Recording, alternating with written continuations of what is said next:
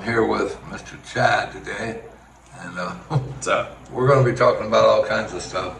But Yeah, we're kind of winging this, right? yeah, We're winging it. we've been sitting here talking about what we're going to talk about. We should have recorded our conversation before. Yeah, you wouldn't want. It It was a good conversation. So we're gonna be talking about, he's younger, how's he surviving here with no retirement income, and he moves around a lot. So we'll talk a little bit about that. Yeah, you bet. So I'm meeting a lot of guys that are retired here, and it's different when I'm 46, and at my age, I'm still figuring even out my career. Like, I have a career as an occupational therapist, and I'm trying new things right now, working online, doing some real estate back home. And so my life is a little bit more, I'm figuring that all out. When I came here, I was kind of thinking I'd come here for a 9-month trip because I was burnt out. You know, maybe I'll meet someone, maybe that'll be amazing, and I'll have this awesome experience traveling, and then I'll go back to the US. And maybe I'll meet someone and maybe she'll eventually come back to the US. Like, who knows? I was open to that. But now that I've been here for a year, it's like everything is starting to change. I'm meeting a lot of guys that are retired here, and I can see what a life can be like living here full-time versus come for a vacation and go back home. And so now that I'm doing YouTube and I have some real estate and stuff, it's allowing me to live moderately here. Like, obviously it's a lot cheaper, so I can extend things, and I'm just seeing how things go. And so that's pretty much where I'm at. I'm kind of like eyeing, well, could I retire here one day? Could I live here as like a digital nomad? And it's starting to lean towards that. But of course, my budget is limited, and so I'm always just figuring out, the best way to do it. And when you're traveling around a lot, it's a lot different. More. It costs more. Yes, it does. Yeah. So I worked out my budget for my 9-month trip, which was a lot of traveling around. And that was about $2,300. I made a video about it, but it breaks it all down. It's basically, you're on the move a lot. Cebu City was my home base, and I was traveling with a girl for a little bit, so there was extra cost for that. It was a little bit of everything, and every place I stayed at was pretty decent. And now that I've come back, I'm doing more, like I've been in Dumaguete for almost 2 months, and I'm trying it out like as, what if I lived in one place and got a routine going, and I wasn't just traveling constantly. And it's come down quite a bit. I'd say it's around $1,800 right now, and I live very comfortably for that. Let me ask you this question, Chad. I know what it's like being in late 50s, 60s, whatever, dating younger women. What's it like for a 46-year-old with dating here? How do they look at you, and how's that whole thing? There's so many things to think about with that question. I've learned a lot since I've come here. So when I first came here, I met someone out in the province that I had met online previously, and she was young, like as far as I'm concerned. She was 20, about to turn 21, and there was just so many things that I felt made us not compatible. We're actually friends, and everything's fine, but her age was one of the things that I felt, I just didn't feel like a lot of our things were maybe in common, our conversation, relatability, but there was also an element of her being maybe from the province, has never met a foreigner before. And so that was, and shyness and things like that. But I've learned over time that that's to be expected, and over time, people get more comfortable, and compatibility kind of gets better and stuff like that. So who knows, right? How that could be, over time. But so there's opportunities for guys my age and older, obviously, to date girls in their young 20s. But then I thought, maybe a little bit young. I met a girl a couple months later who I ended up, traveling with and being with for 5 to 6 months. And she was about 24. So she had a lot of experience. She had dated a foreigner before, and right away our compatibility was much better. And that was a big reason why I was like, all right, this is great. The conversation was flowing. Relatability, sense of humor, things like that. So I felt more connected, partly because of her age, partly probably because she had dated a foreigner, and it's just sort of opened up to all these different things already. Low clear. There's just a big difference. And things didn't work out with that. I didn't go into all the details on why, out of respect and not wanting to use my channel to go into all that. No. It's just not fair to the other person. But it didn't end very well, but learning lesson. And then I have dated briefly a girl that was close to 40. I'm kind of open on age. I think it's about, you know, the chemistry and how it feels and stuff like that. I'm kind of rambling here, but I guess point is, someone my age, there's plenty of opportunities to date here. You're going to get interest at all ages, but there's a lot of things to consider, and it's not necessarily easy to find. This is what we were just talking about. Right. It's not like you're just going to find your perfect match right away. And you might have a ton of interest, but that doesn't mean it's going to be like the right situation where you can see yourself with her, you know, way down the road and stuff like that. Yeah. So what we did talk about, though, in our earlier conversation, since you're 56, the girls look at you a little differently than they look at somebody my age. 46. 46. What did I say, 56? Although some people say I look a lot older than my age. I've had a rough life. Not really. All right. So yeah. At 50 or 46, are girls looking at you differently? Like they don't trust you as much as they trust you? Yeah, thanks for mentioning that, because I mentioned that to you a little bit ago. Yeah. I've had that. I've had girls even comment on that. So all the time I see girls in their young 20s here in Dumaguete with guys that are 50, 60, 70, married with them, boyfriend, girlfriend, maybe they have kids, and so it's quite common. And I've had it happen a few times where girls will say, at my age, they just assume that I'm not trustworthy, that I'm a player, that at your age, you're just dating every girl in sight and you're not looking to settle down, where they feel a guy that's older, retired, is safer, more secure, you know, everything's figured out financially, and they can just walk into this comfortable thing and be taken care of and be in a comfortable. I shouldn't say that. I don't want to assume that every girl is just wanting to be taken care of, but I think an older guy, they feel more protected, secure. It's a big thing for every girl in every country. It's a part of being a girl. You know, guys want certain things. Older husband and the younger boyfriend on the side. Right. So yeah, I would say it's a bit of a challenge, and that is part of the challenge. Right. Is being at my age, you do get that. You give off that impression without them even knowing you. Maybe it's just you. Maybe it's just me. Yeah, no, it's something that's been brought up. They're like, your age, blah, blah, blah, blah. Yeah. You're gonna be a cheater. Yeah. You know what, I was just chatting with a guy at the gym earlier, and he was saying he was experiencing that. He has a younger friend, and they were out chatting with girls, and the younger guy was chatting with this younger girl, and as the night went on, she was more interested in him, and he wasn't even thinking, because he's like, I'm too old. She wanted him. She wanted the older guy. She's like, and she told him, she's like, I feel safer with you.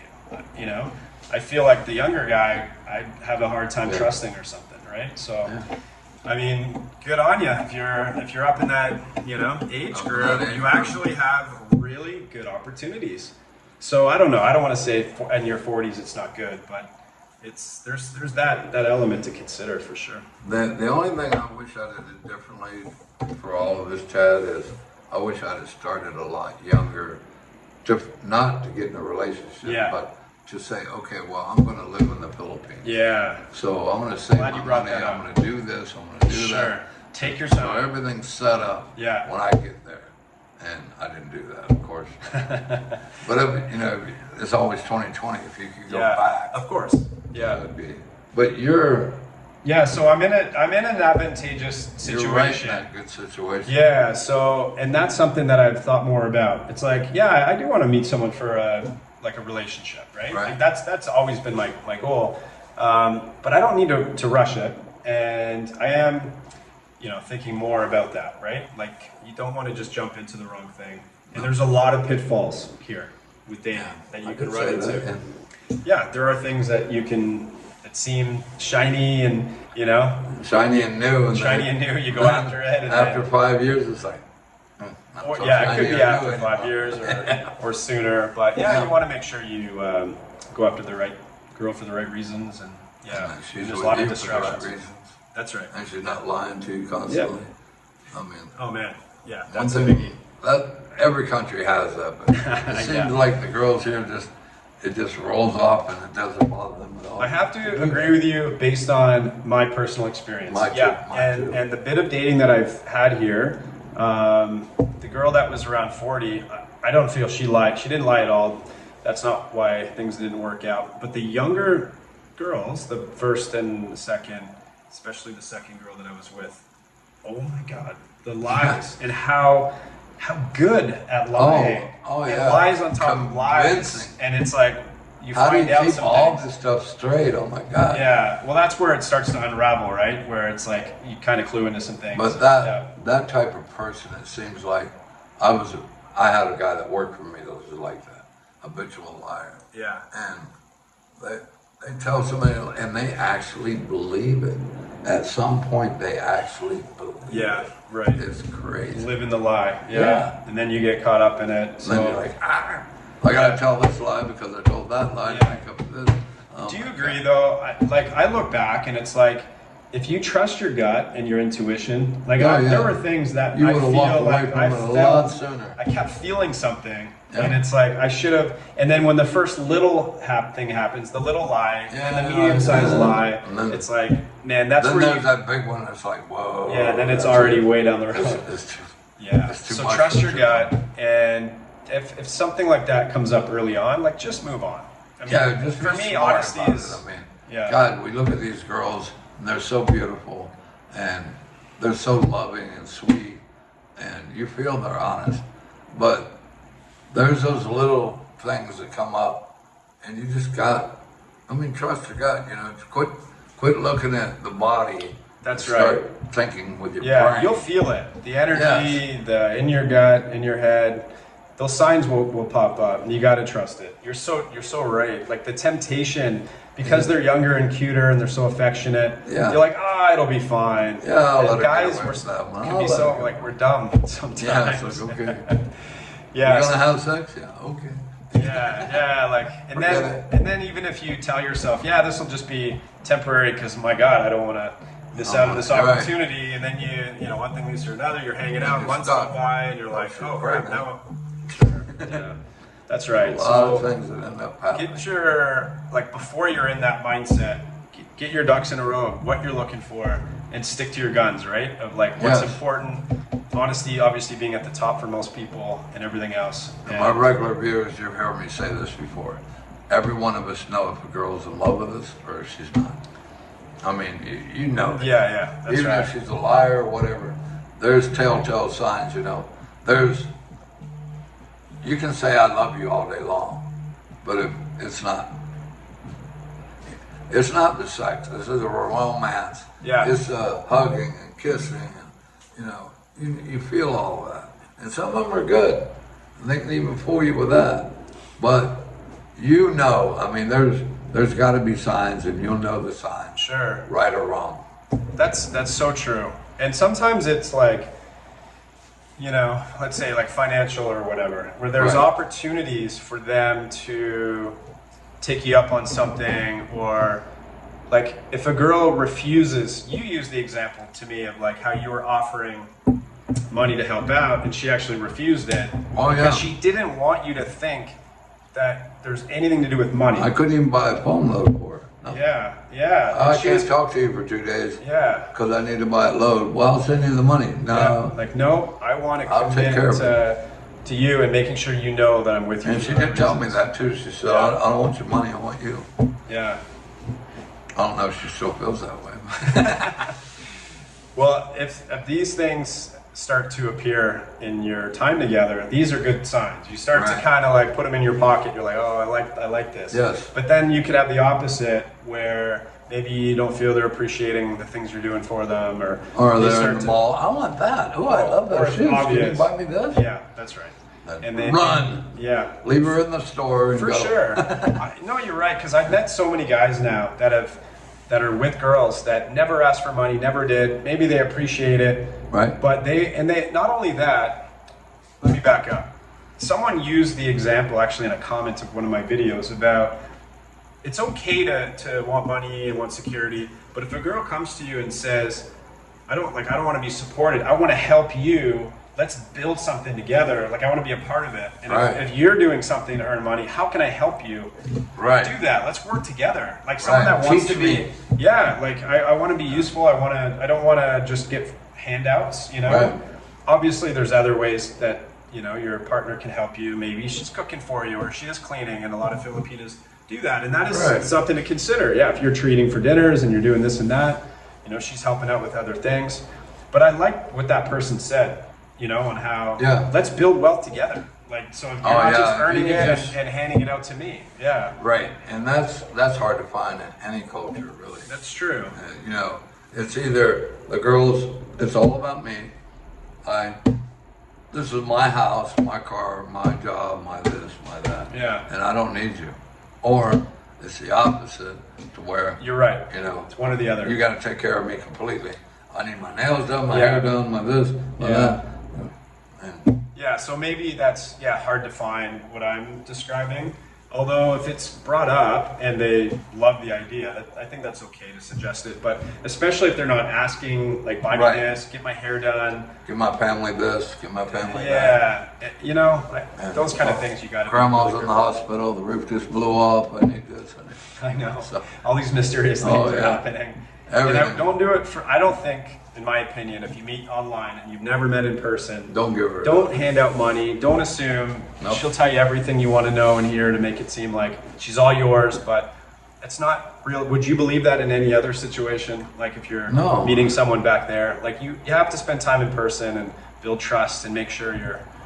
You know, that's okay to help someone and be a part of each other. And if you have the money and you feel like, okay, this is legitimate, whatever. Yeah. And you got the money and you don't mind spending it, do what you want to do, you know. But that's true. But to a point. Like, maybe they don't have load, and they can't even communicate with you. Right. Sure, help them out with load. It's not a big thing. Not a big and thing. even if they're lying, it's not. And then they're telling you a load's $35. They're lying. Exactly. But so you have to find the right balance. I met a guy on the boulevard one day, and he was a multi-millionaire, and he built a house for a girl here without ever coming here. Built the house, got it finished, came here, and she wouldn't let him on the property. That is a nightmare. I was like, oh my God. Okay, terrible for him, but also shame on him. Yeah. Like, what are you doing? Come on, dummy. Really? Yeah, and this happens a lot. I met a guy from Poland on the plane when I was flying back home the last time. He was devastated. I could just feel his energy. He was so sad. Right. So he saved up so much money and time off work to go and meet this Filipina that he had been chatting online with for a year. He had been sending her a little bit of money, and he went there, and right away when he got here, he started to realize she needed a lot more. She needed a house built, and this was happening, and he was so in love with her, and he was so hopeful because he had been single for a while that he was like, "Okay, I'm going to help you. You're going to be my wife. You know, like I'm going to help you. I'm helping me because we're going to be together." So he unloaded a lot of money to build a house, to help her with this, help her with that. So for the first about 2 weeks that he was out of his month away, it was all spent helping her with stuff. Then all of a sudden, all the money had been unloaded, and that was the end. And she had told him a bunch of stuff, and I'm not going to be able to see you anymore. And I forget exactly the details, but he was just on his own for the rest of the trip. Lord. And he was trying to find answers and trying to like get positive about maybe meeting someone else. Anyways, totally depressed. Didn't know what to do, was heading back home broke without anyone. Oh my God. But yeah, you do have to be careful about that. To me, it's like, why are you handing all that out? But my own experience with that, I was in America, and I started talking to this girl. This is where the line came in. I was talking to this girl in Cebu, and I really liked the girl. And I talked to her parents online, you know, and with her, and she didn't have a boyfriend. Her parents validated that. Yeah, she lives here with us. There's no boyfriend and nobody involved. So it wasn't a ton of money, but I sent a little money over a year's time. Mm-hmm. And then I decided, you know what? I really got to meet this girl. And I jumped on a plane and took off, and I never said nothing to her. But I knew where she lived because I'd sent a package and she was there. So I land in Cebu, get off the plane, go catch a cab, go to her house, pull up out front, And the guy's letting me out of the car, and I'm looking across the street, and she's kissing some guy goodbye on my porch. Are you kidding me? I'm like, what? The timing. It was like 7:30 in the morning, she's kissing her boyfriend goodbye. So then I'm thinking, okay, so I've been sending money. This dude's laying beside her every day, and he's listening to her say that, oh, I love you, and he's over there. This happens more often than you think, unfortunately. Yeah. And I can't believe these guys are willing to. I know guys or girls, girl, I know a girl here. I won't say where she lives because that would give it away. But she has a boyfriend and a kid with this guy. And she goes around with other guys. And he's okay with it as long as she brings home the money. Wow. Yeah, well, that's a thing here. Yeah, there's a lot of, you hear it a lot. Like, are you a husband or a pimp? They have boyfriends. Well, I got a message from first girl that I was seeing here, and it was a Filipino guy that found me on Facebook, messaged me and said, stay away from my girlfriend. This is the girl that, so this was one of the kickers that sort of finalized things. I'm like, and of course she denied it and yada yada, but you don't know what to believe, and it's like, when you get to where you can't, you don't know what to believe, walk away, walk away. So that's the point that I think is most important here, and you mentioned it before. It should be so obvious. You should feel so good. You shouldn't have to hope or wonder if she's gonna be good. There should be so many things. There should be no question in your mind. That's right. And they should be actions, not words. Words, right. They should be, because action speaks much louder than words. Yeah, and that's where you start to get convinced, like, okay, this is different. This feels different.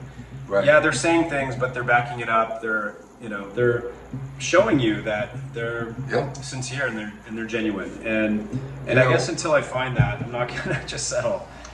What impressed me about my wife, and I might have mentioned this on another video with you, but when I was in America and I told my wife, listen, I've got to sell the business.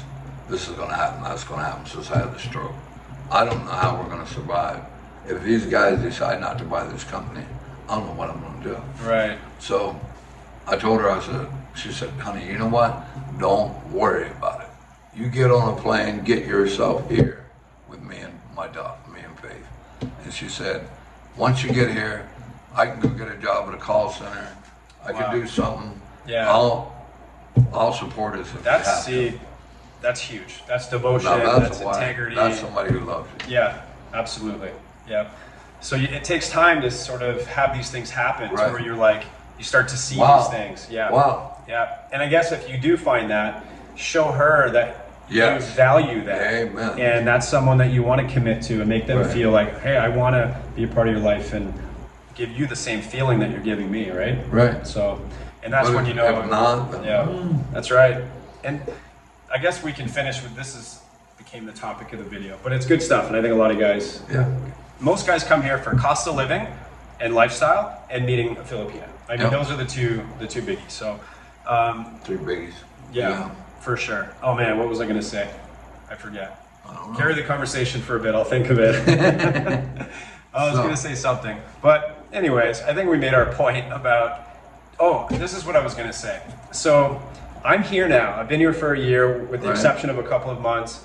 And it's a unique position to be in, to be able to come here and stay at my age, right? Because most guys my age are still working and they work back in their country.